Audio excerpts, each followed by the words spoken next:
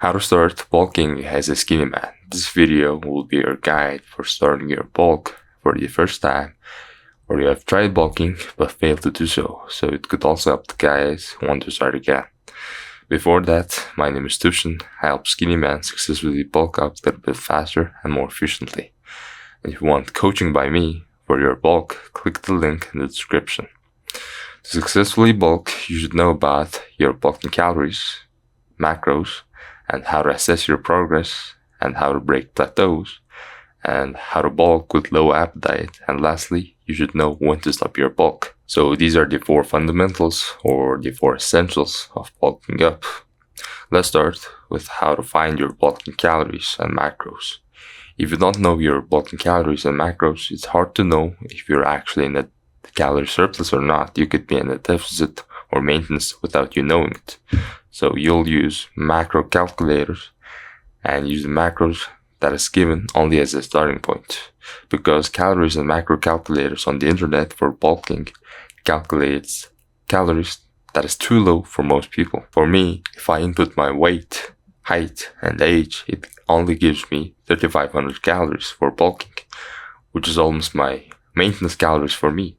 If I want to bulk properly, I'm aiming about at least 4,500 calories. So use the calories and macros the calculator provided only as a starting point. If you have very high metabolism like me, you would have to add another 1,000 or more calories to it. There's lots of guide on how to track your macros on the internet, so I won't explain it here. Secondly, how to assess your progress on the bulk.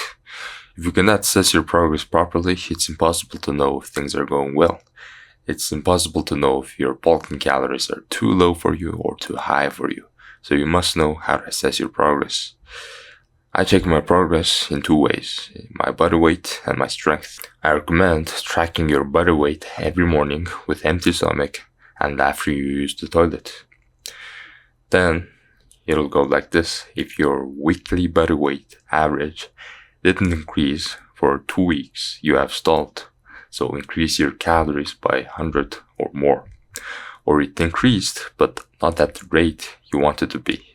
Then also increase your calories. I recommend gaining weight at roughly between 1.5 kg to kg or 1 to 2 pounds per week.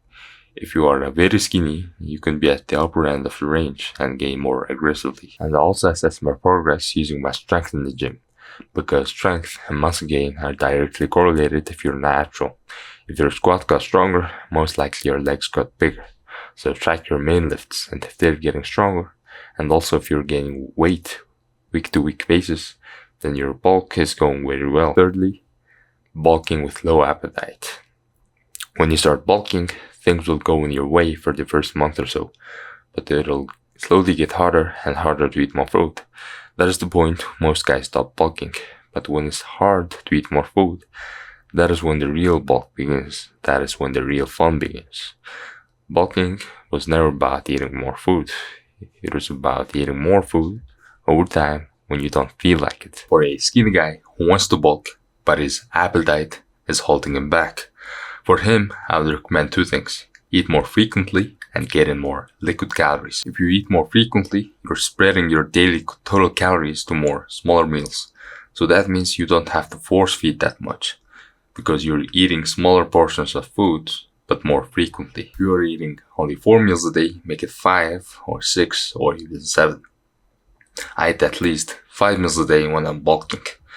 And also, drink your calories, because drinking is much easier than eating. So choose your favorite, healthy, and calorie-dense drink.